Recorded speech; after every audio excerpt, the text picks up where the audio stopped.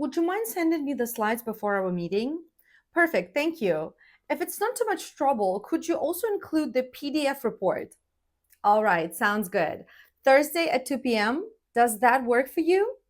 Excellent. Talk soon. Now tell me, have you noticed that in English, people often sound polite even when they are being very direct? That usually comes down to small phrases that native speakers use to soften their messages. So even if you're angry, you use these certain phrases and you still sound polite. These phrases not only help you sound more polite, but also they help you sound more natural in English. Today, we will go through 12 useful phrases that are very common and natural in business English specifically. I will explain how to use them. I will also give you a simple example for each phrase. Let's start with the first phrase. Please note that. This is basically a polite way of saying, please pay attention to this. But be careful. Please pay attention may sound rude in a lot of cases. So I recommend avoiding it as much as possible in a conversation in business and in writing, and just saying the phrase please note instead. For example, you can say, please pay attention that the meeting starts at 9, not at 10. It sounds a little bit rude and too direct in English. You don't want to say that, okay? But instead you can say, please note that the meeting starts at 9, not at 10. Now this sounds much better. Next one is, do you mind? This is a very common phrase for polite requests. Now here's a quick note for you to remember. A lot of polite phrases in English have two variations, one formal and another one is less formal or semi-formal. You are free to choose between these two based on who you're talking to. Let's say you're talking to a CEO of a company and you don't know this person at all or very well. It makes sense to use a more formal option. But if you're talking to a coworker that you know pretty well, then it's completely fine to use a semi-formal option. So for semi-formal option, for more casual option in casual speech, we use do, like, do you mind? And in more formal communication, we use would, like, would you mind? To be honest, I would use would all the time. Yeah, I just want to be more polite, in English. So yeah, for example, you can say, do you mind if I join you 5 minutes later? Or would you mind if I join you 5 minutes later? Would you mind sending me that file, for example? Or do you mind sending me that file? One thing that you need to remember, and I probably talk about this in every video where I talk about the word mind.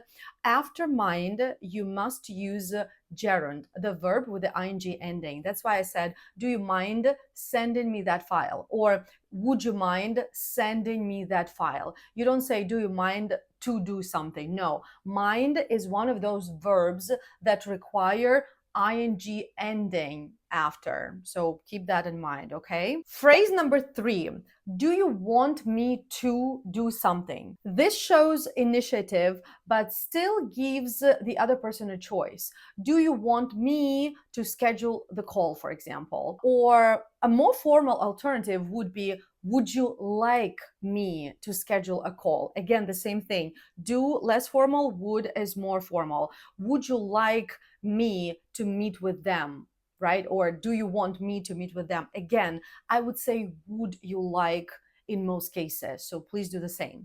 The next phrase is, does that work? Or does that work for you? Now, this phrase is great for discussing time and plans. I use it all the time personally. For example, you can say, we could meet at 3 p.m. Does that work for you? More formal, again, would that work for you? I'm free on Tuesday at 3 p.m. Would that work for you? Right? Like, are you free? Would that work for you? Another useful phrase is just to be sure. This is a perfect way to confirm details. Just to be sure, we are using the latest version, right? So if you want to confirm something, if you want to clarify something, just to be sure. Another phrase is, if it's not too much trouble. Now, feel free to use this phrase when you want to sound more thoughtful and respectful, like when you make a request, but you also want to say, hey, if you can do that, no problem. Thanks for your effort anyway. For example, if that's not too much trouble, could you review this today? Then we have another phrase. I'm afraid.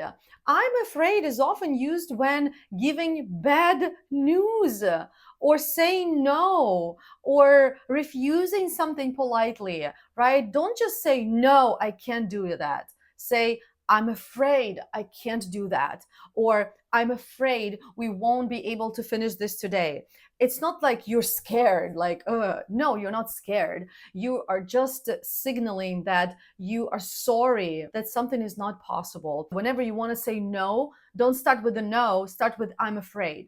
And when you want to deliver bad news, like you can't do something, something is not finished, or something like that, don't say that right away. Start with I'm afraid, and then everyone will love you and everyone will think of you as a great communicator, which you are if you follow my recommendations in this video.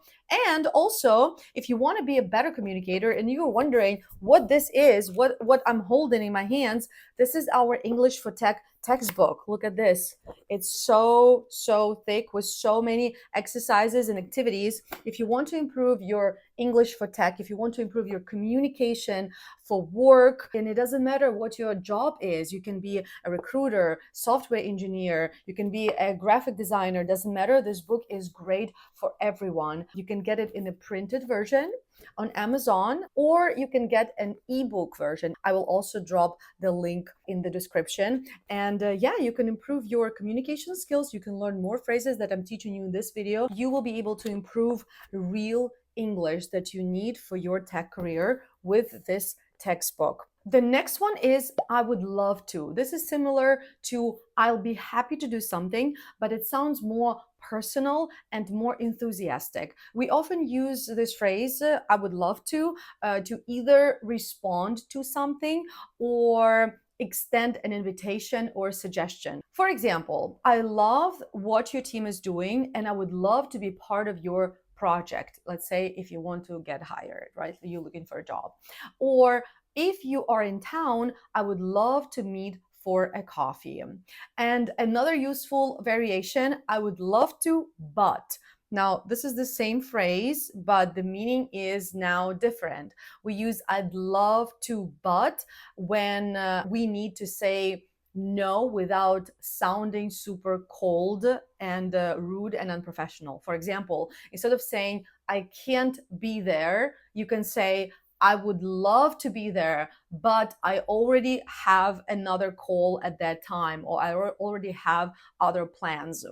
Another useful phrase is I didn't mean to. I didn't mean to is good for clarifying misunderstandings. For example, sorry, I didn't mean to interrupt, right? Like when you started speaking over somebody else, sorry, I didn't mean to interrupt. I just wanted to add one point. And finally, it might be better to do something. This basically means I think it's better to do something, but it is phrased in a more gentle and in a more professional way. Instead of saying, I think it's better to do something, you say, it might be better to do something. It might be better to test this before we release it. Now, let me know if you learned any new phrases. Let me know if you like this video. I am looking out for your likes and see you next time.